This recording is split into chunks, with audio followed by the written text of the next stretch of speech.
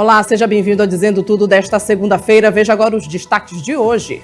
Greve dos rodoviários continua, classe patronal e trabalhadores não entram em acordo.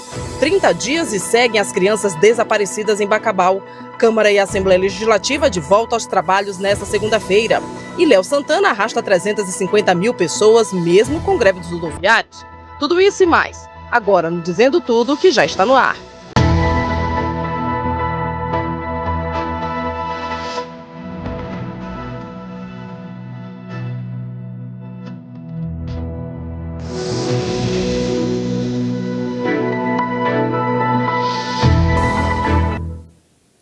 Boa noite para você. A gente começa a edição de hoje falando da greve dos rodoviários, quarto dia, e ainda sem um acordo entre a classe patronal e os trabalhadores. Reportagem de Daniel Amorim e Odair Oliveira.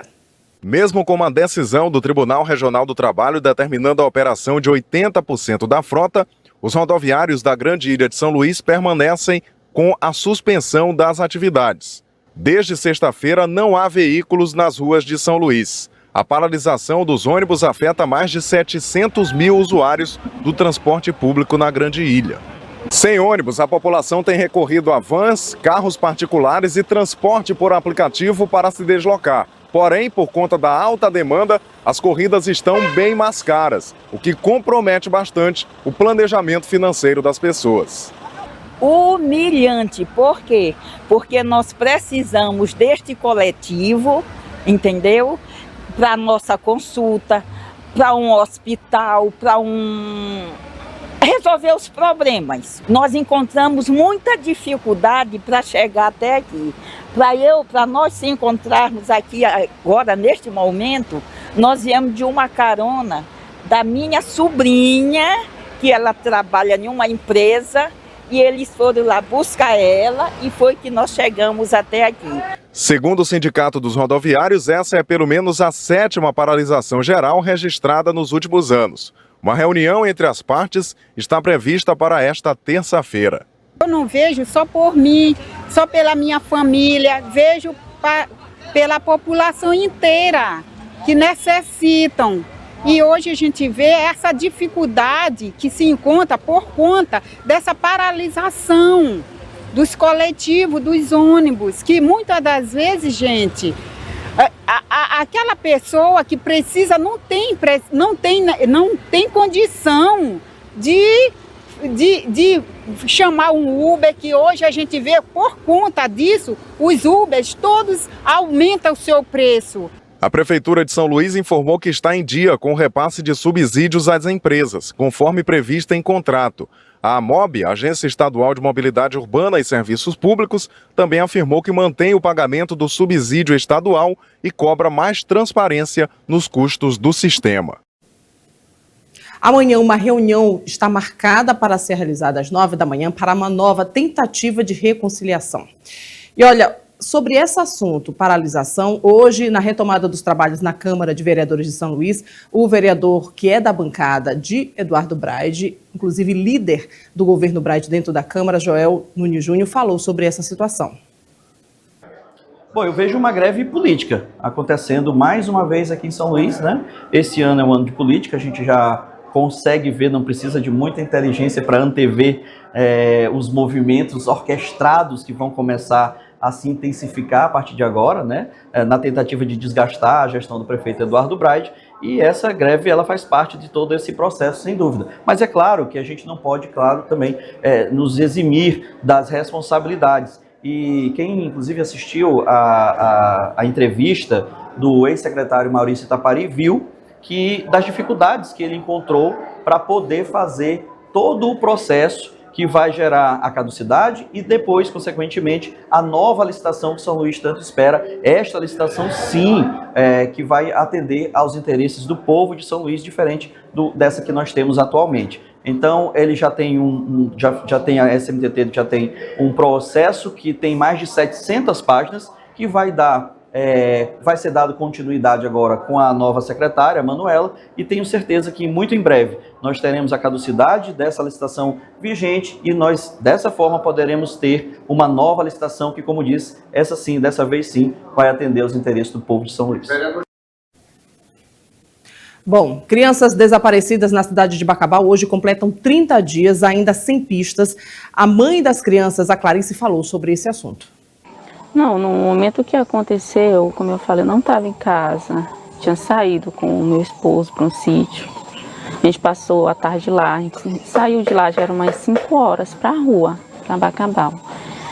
Como eu falei, a gente passou na Caixa, da Caixa a gente passou na farmácia, de lá a gente foi para a rodoviária, onde ele teve que comprar uma passagem para retornar para o serviço. Até então a gente não sabia ainda do sumiço das crianças.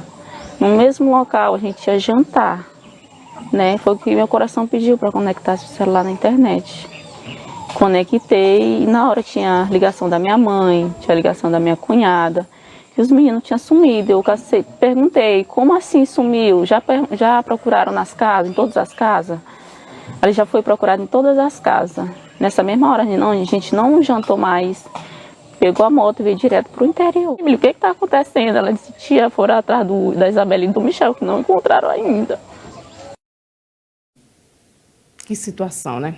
Olha, são 6h21, a gente faz um intervalo, na volta tem a Assembleia Legislativa, a volta aos trabalhos e aqui uma entrevista especial com o deputado estadual Ricardo Arruda, a gente volta daqui a pouquinho, são 6h21, imagens agora da Refesa aqui em São Luís. Imagens de Odair Oliveira, a gente volta já já.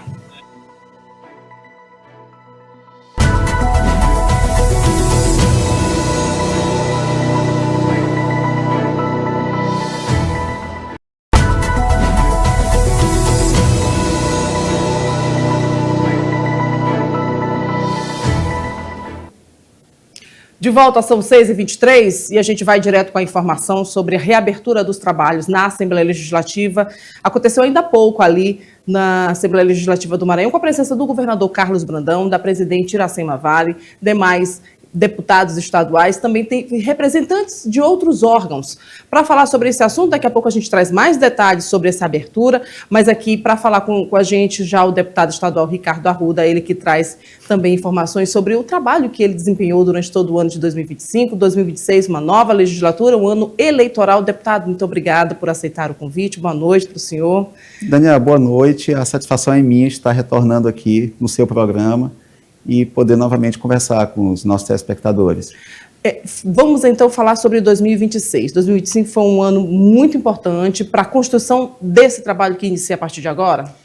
Com certeza, na verdade 2025 foi um ano muito bom, eu acho que muitas realizações na casa, tivemos um trabalho legislativo bastante efetivo, a Assembleia trabalhou de forma muito sintonizada às necessidades do povo do Maranhão e eu vejo esse ano de 2026 com muito otimismo.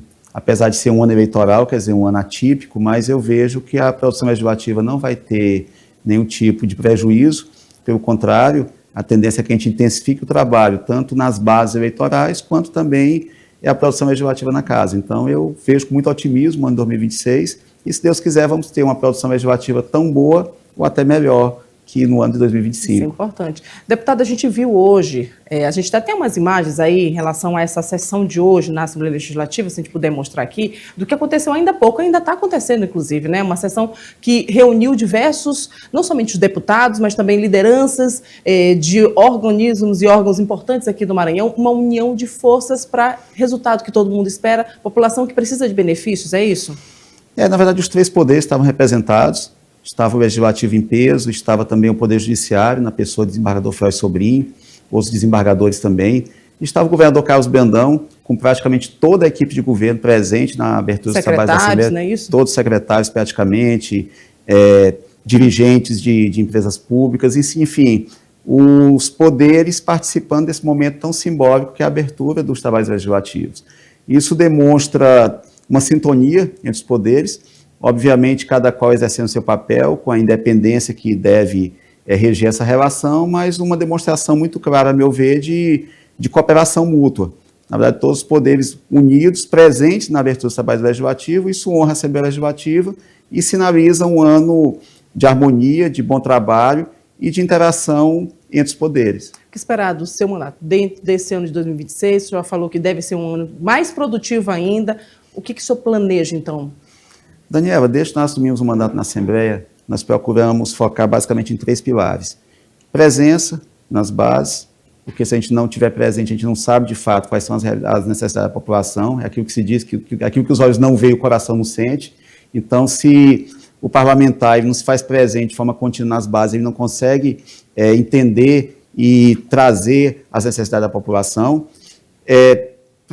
Presença legislativa, atuação legislativa, que também é importante. A Assembleia tem que ter um papel importante discutindo os problemas da sociedade. A gente procurou levar esses problemas da sociedade para a Assembleia e, principalmente, trabalhando também a questão dos benefícios às comunidades. Eu acho que o mandato parlamentar se legitima tanto pela atuação legislativa, que é a que se faz no plenário, se faz nas comissões, se faz por meio das proposições, mas também com o benefício que você faz chegar na ponta. Então, graças a Deus, a gente buscou trabalhar dessa forma, presença nas bases, atuação legislativa e benefício para a população. Então, a gente fica feliz com o resultado alcançado até aqui e otimista também com relação ao julgamento, e aqui nós vamos ser submetidos em outubro por parte da população. A região lá está sendo atendida de que forma? A sua região que o senhor atua? Nós trabalhamos, como eu falei, ouvindo muito de perto as comunidades e buscando resolver os problemas. Nós temos, por exemplo, a MA 006, que é uma rodovia que há mais de 15 anos ela estava carente de pavimentação asfáltica. Quando eu estive com o governador Carlos Brandão, logo após a eleição, esse governador, dentre as prioridades que eu tenho para a nossa região, a principal é a MA 006. E essa rodovia foi asfaltada entre 2023 e 2024. Em 2024 ela estava concluída. Graças à sensibilidade do governador Carlos Brandão e graças também à diligência desse deputado que buscou, junto ao governo do estado, essa obra. Outra obra importante também, o Centro de Hemodiálise de Grajaú. Grajaú é um município que centraliza toda uma grande região. Os pacientes eram atendidos anteriormente em Imperatriz. Grajaú e Imperatriz são 200 quilômetros. Uma viagem longa. Uma viagem longa. Se pegar, por exemplo, Arame, que também era atendido por Imperatriz, aí já não são mais 200, já são 320 quilômetros. Imagine um paciente ter que se deslocar 3 vezes por semana para fazer essa viagem, fora o tempo que vai passar fazendo o procedimento. Então, solicitamos ao governador Carlos Brandão e ele também nos atendeu com essa reivindicação. Hoje, Grajaú tem um centro de hemodiálise que atende mais de 70 pacientes, não só de Grajaú, mas de todos os municípios circunvizinhos. Atuamos também levando demandas específicas dos municípios. Por exemplo, poços artesianos, em toda aquela região a gente conseguiu implantar poços artesianos, que é uma necessidade muito grande, principalmente nas comunidades rurais. Buscamos também atender os municípios na área da saúde, por meio de mutirões oftalmológicos, por meio de mutirões de cirurgias eletivas e também disponibilização de ambulâncias. Várias ambulâncias conseguimos entregar por meio do governo do estado, por meio de emendas parlamentares para os municípios da região.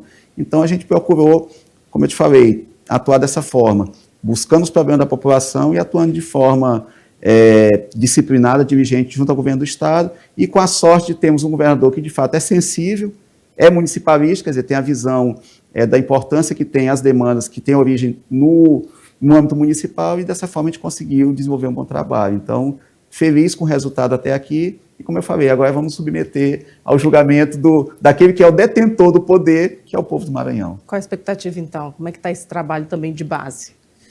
Daniela, hoje, inclusive, no final de semana, eu tive uma boa surpresa, que foi uma pesquisa do Instituto Inop. Fez um levantamento estadual, né, das intenções de voto para o governo do estado e para o Senado, mas também fez uma coleta de dados espontânea, uma pesquisa espontânea com relação a deputado federal e deputado estadual. E eu fiquei surpreso do meu nome figurar em 4º lugar nessa pesquisa, com um percentual de 1,32%. Então, eu fiquei feliz, não esperava esse resultado, mas a gente fica feliz e dá mais otimismo para a nossa atuação. Por outro lado, como eu tenho falado com as pessoas que têm me parabenizado com relação a essa pesquisa do final de semana para cá, isso também não é motivo para que se possa baixar a guarda. Na verdade, é um indicativo de que a gente está no caminho certo, está trabalhando e está tendo um reconhecimento para a população. Mas é, sobretudo, um incentivo para que a gente continue trabalhando, apressar ainda mais o nosso passo para poder, de fato, honrar a confiança que a população depositou no momento que nos concedeu o mandato parlamentar. 2026 está só começando, a gente vai trazer então mais detalhes aqui ao longo desse período, o senhor trazendo. Só começando, e aproveitar e desejar um feliz 2026, tanto para você, Daniela, para toda a equipe da TV e para nossos telespectadores. Muito obrigada, deputada. Até a próxima. Até a próxima. Um abraço. Falando aí em relação a essa sessão na Assembleia Legislativa, a gente vai acompanhar agora um trecho da coletiva de imprensa. O governador Carlos Brandão falou sobre política. ele foi questionado em relação vai ou não vai continuar no governo, isso se ele vai permanecer a partir desse convite que foi refeito em relação a Lula e o Senado. Olha, na realidade, alguns secretários, eu só soube que eram candidatos agora. Estavam, acho que, trabalhando em calado, porque eu dizia, gente, eu não quero secretário candidato.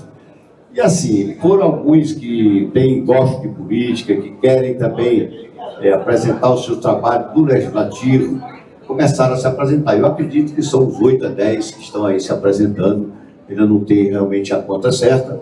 Alguns falam, outros lá no meio desistem, mas é em torno disso. Eu estou conversando individualmente com cada um deles, porque são pessoas extremamente capacitadas, e eu fico até com pena de perder esses quadros. E estou vendo o quadro, estou vendo assim, o mapa político de cada um deles para ver a viabilidade, se tem condições realmente de sair. Com relação à minha saída ou não do governo, eu tenho conversado muito com o presidente Lula. A última conversa que eu tive com ele queria muito que eu fosse para o Senado Federal, é uma das exigências, ele está preocupado mais com o Senado do que com o governo.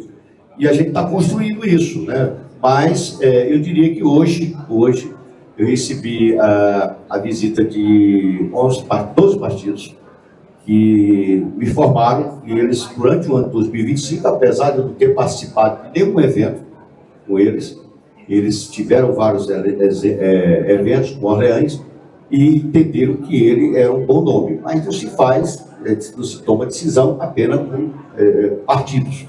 Os partidos para se fazer um quadro político, para se decidir um quadro político. Mas a gente começou a fazer pesquisa, e ele está aparecendo muito bem nas pesquisas. Então, do jeito que as coisas estão caminhando, tudo indica que eu vou ficar até o fim do governo. Até porque o vice-governador já disse que não vai sair do governo. Então, assim, em respeito ao nosso grupo, pelo nosso grupo, todos dizem, mas tu vai ficar sem mandato. Às vezes é melhor você ficar sem mandato, mas salvar o grupo. E a presidente da Assembleia, Iracema Vale, falou sobre o convite que foi feito também pelo PT para, então, concorrer às eleições pelo Senado. Eu recebo com muita alegria. Para mim é uma honra ser convidada, não só pelo PT, mas por todos os partidos aí, principalmente os que compõem a base aliada do governo. A gente ser vista, ser lembrada e reconhecido o trabalho da gente, nos deixa feliz, com a sensação de que está fazendo o dever da gente, né? E eu não descarto nenhuma possibilidade, porque eu sou uma pessoa de grupo, e nós temos aqui a liderança política do nosso governador Carlos Brandão, que sempre decide as coisas em grupo, conversando, dialogando com os partidos, com as pessoas que compõem esse grupo político. E nós vamos estar, sim, ao lado do nosso líder, governador Carlos Brandão, e do nosso grupo político, escolhendo o melhor caminho para o Maranhão. E onde for a posição da Iracema, a Iracema vai estar pronta para assumir a posição e ajudar no processo de um governo que nós acreditamos que está dando certo, está dando resultados para a população e que nós queremos que continue. Muito obrigada. E na manhã de hoje, volta aos trabalhos na Câmara de Vereadores de São Luís. Veja na reportagem de Daniel Amorim e Odair Oliveira. Uma sessão solene marcou a retomada dos trabalhos na Câmara Municipal de São Luís. O ano legislativo de 2026 começa com o retorno das sessões ordinárias após o recesso de fim de ano que encerrou oficialmente em janeiro. A retomada da Câmara ocorre em meio a discussões sobre o orçamento municipal para 2026, com previsão de receitas superiores a 6 bilhões de reais. Sessões extraordinárias foram realizadas ao longo do mês de janeiro, mas a apreciação do tema não foi concluída. Temos temas relevantes a serem tratados, como o orçamento do município, que ainda não foi apreciado e que precisa ser apreciado para destravar o orçamento a ser executado desse ano de 2026. Enquanto não é votado, a prefeitura fica limitada a 1/12 do orçamento que foi aprovado no ano passado. Então a gente fica na expectativa para que essa matéria seja pautada, para que a gente consiga entregar para a cidade de São Luís um orçamento para que ela consiga executar e, de fato, entregar as benfeitorias que a cidade tanto espera. Como não poderia ser diferente, um tema que repercutiu bastante na sessão foi a greve dos rodoviários, que está no 4º dia. Vários vereadores lamentaram a suspensão do serviço, que está afetando cerca de 700 mil pessoas na capital do estado. O parlamento é isso, né? É discussões, e a gente está preparado para a gente enfrentar qualquer tipo de problema que a gente tem. Entendo que a gente está passando um momento delicado, principalmente na questão da greve dos ônibus, mas a gente está preparado, estamos abertos ao diálogo. A prefeitura é a responsável pela resolução desse grande problema. Infelizmente, o prefeito que nós temos hoje aqui não senta numa mesa para dialogar, acha que tudo ele precisa resolver da forma dele, de forma unitária, e eu acredito que o parlamento não é isso, e fazer políticas públicas, já está dizendo, é trabalhar com a população. A Câmara também deverá avançar neste ano para a etapa final dos trabalhos da Comissão Especial de Atualização do Regimento Interno da Casa, responsável pela revisão e modernização das normas que regem o funcionamento do Parlamento Municipal. A expectativa é que o relatório final seja encaminhado à mesa diretora e ao plenário ainda no primeiro semestre. A gente encerra falando de pré-carnaval. Ontem foi dia de Léo Santana na Avenida Litorânea, mesmo com a greve dos rodoviários de São Luís. O artista, inclusive, se apresentou no domingo. O circuito Vem Pro Mar, no pré-carnaval de São Luís, arrastou 350 mil pessoas. Muita gente na Litorânea, mesmo sem ônibus. A manifestação do cantor ocorreu em vídeo, inclusive hoje nas redes sociais, falando sobre essa multidão, mesmo sem um transporte público de massa, que é o único aqui em São Luís. A gente volta amanhã, encontro marcado, 18 horas, dizendo tudo. E olha, não esqueça, a gente tem programa novo aqui na grade. A gente volta amanhã com mais informações. Para você, boa noite, até lá, tchau.